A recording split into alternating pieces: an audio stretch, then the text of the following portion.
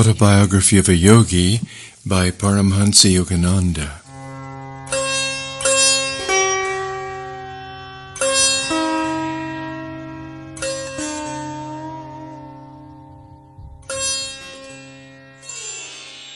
Chapter 25. Brother Ananta and Sister Nalini. Ananta cannot live. The sands of his karma for this life have run out. These inexorable words reached my inner consciousness as I sat one morning in deep meditation. Shortly after I had entered the Swami order, I paid a visit to my birthplace, Gorakhpur, as a guest of my elder brother Ananta. A sudden illness confined him to his bed. I nursed him lovingly. The solemn inward pronouncement filled me with grief. I felt that I could not bear to remain longer in Gorakhpur, only to see my brother removed before my helpless gaze. Amidst uncomprehending criticism from my relatives, I left India on the first available boat. It cruised along Burma and the China Sea to Japan. I disembarked at Kobe, where I spent only a few days.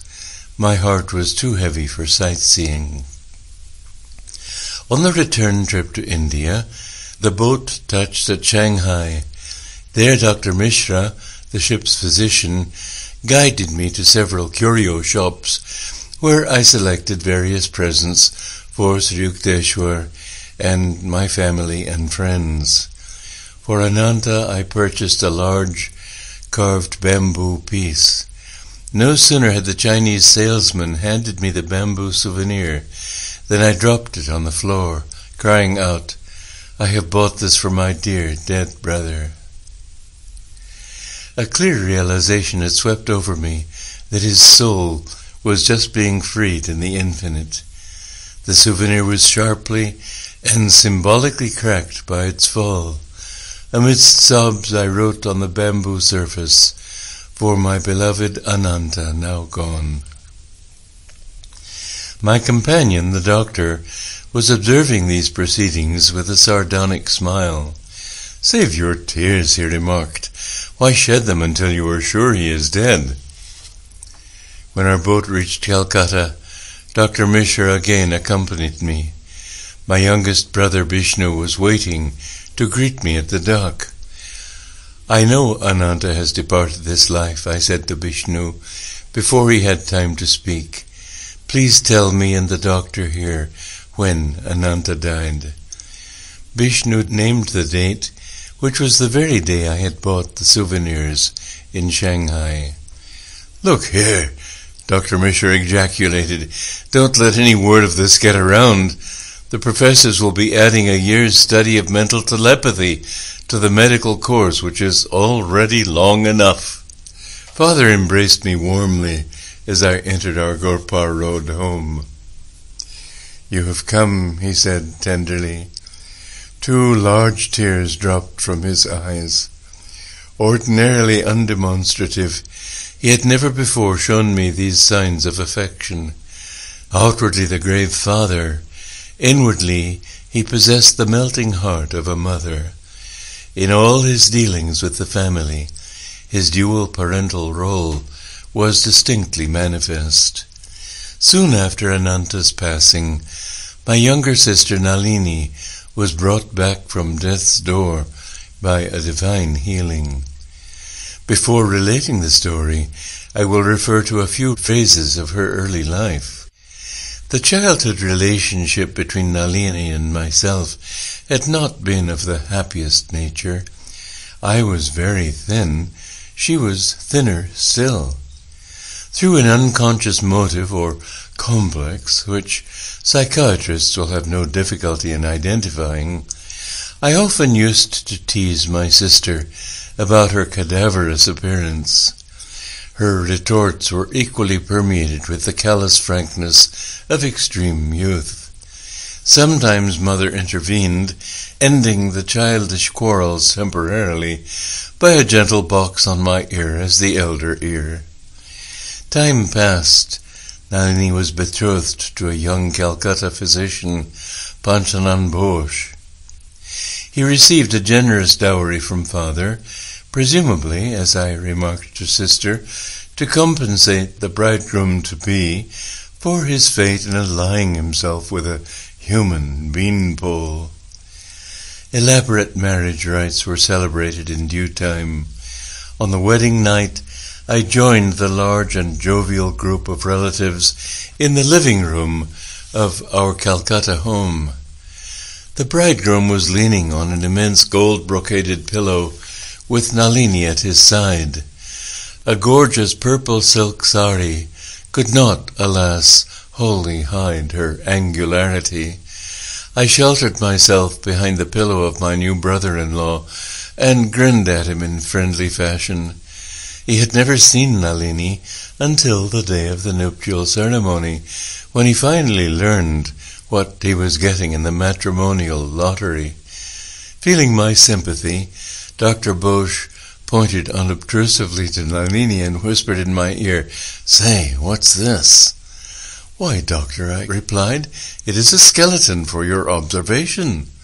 Convulsed with mirth, my brother-in-law and I were hard put to it to maintain the proper decorum before our assembled relatives. As the years went on, Dr. Bosch endeared himself to our family, who called on him whenever illness arose. He and I became fast friends, often joking together, usually with Nalini as our target. "It is a medical curiosity," my brother-in-law remarked to me one day. "I have tried everything on your lean sister: cod liver oil, butter, malt, honey, fish, meat, eggs, tonics. Still, she fails to budge even 1/100th of an inch." We both chuckled. A few days later I visited the Bosch home. My errand there took only a few minutes. I was leaving unnoticed, I thought, by Nalini. As I reached the front door, I heard her voice, cordial but commanding. "Brother, come here. You are not going to give me the slip this time. I want to talk to you." I mounted the stairs to her room. To my surprise, she was in tears. "Dear brother," she said, "let us bury the old hatchet. I see that your feet are now firmly set on the spiritual path. I want to become like you in every way." She added hopefully, "You are now robust in appearance. Can you help me? My husband does not come near me, and I love him so dearly.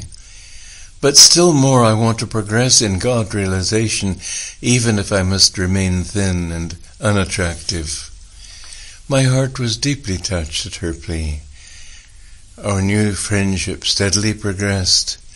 One day she asked to become my disciple. "Train me in any way you like. I put my trust in God instead of tonics." She gathered together an armful of medicines and poured them down the roof drain. As a test of her faith, I asked her to omit from her diet all fish, meat, and eggs. After several months, during which Nalini had strictly followed the various rules I had outlined, and had adhered to her vegetarian diet in spite of numerous difficulties, I paid her a visit. "Sis, you have been conscientiously observing the spiritual injunctions. Your reward is near." I smiled mischievously. "How plump do you want to be? As fat as our aunt who hasn't seen her feet in years?" "No, but I long to be as stout as you are." I replied solemnly, "By the grace of God, as I have spoken truth always, I speak truly now. Through the divine blessings, your body shall verily change from today. In 1 month it shall have the same weight as mine." These words from my heart found fulfillment. In 30 days, Nalini's weight equaled mine. The new roundness gave her beauty. Her husband fell deeply in love. Their marriage, begun so inauspiciously, turned out to be ideally happy. On my return from Japan, I learned that during my absence, Nalini had been stricken with typhoid fever. I rushed to her home and was aghast to find her reduced to a mere skeleton. She was in a coma.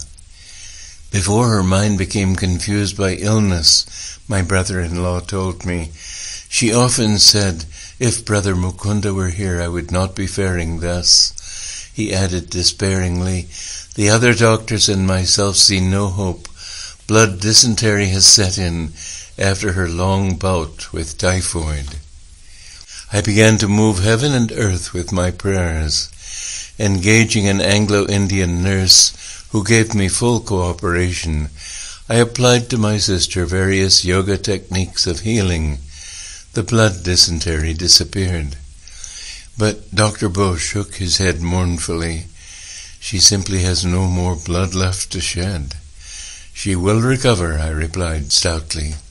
"In 7 days her fever will be gone." A week later, I was thrilled to see Nalini open her eyes and gaze at me with loving recognition. From that day her recovery was swift. Although she regained her usual weight, she bore one sad scar of her nearly fatal illness. Her legs were paralyzed. Indian and English specialists pronounced her a hopeless cripple. The incessant war for her life, which I had waged by prayer, had exhausted me. I went to Serampore and asked Sri Yukteswar's help. His eyes expressed deep sympathy as I told him of Nalini's plight. "Your sister's legs will be normal at the end of 1 month. He added, "Let her wear next to her skin a band with an unperforated 2-carat pearl held on by a clasp." I prostrated myself at his feet with joyful relief. "Sir, you are a master. Your word of her recovery is enough. But if you insist, I shall immediately get her a pearl." My guru nodded. "Yes, do that." He went on to describe correctly the physical and mental characteristics of Nalini, whom he had never seen. "Sir," I inquired, "is this an astrological analysis? You do not know her birthday or hour." Sri Yukteswar smiled. "There is a deeper astrology, not dependent on the testimony of calendars and clocks. Each man is a part of the Creator, or cosmic man. He has a heavenly body as well as one of earth. The human eye sees the physical form, but the inward eye penetrates more profoundly, even to the universal pattern, of which each man is an integral and individual part." I returned to Calcutta and purchased a pearl for Nalini. A month later, her paralyzed legs were completely healed. Sister asked me to convey her heartfelt gratitude to my guru. He listened to her message in silence, but as I was taking my leave, he made a pregnant comment. "Your sister has been told by many doctors that she can never bear children.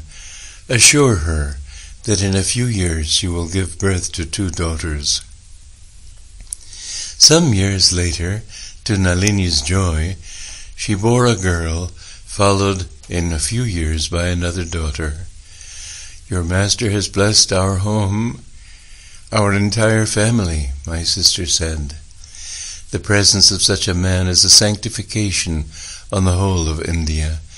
Dear brother, please tell Sri Yukteswarji that through you I humbly count myself as one of his Kriya Yoga disciples.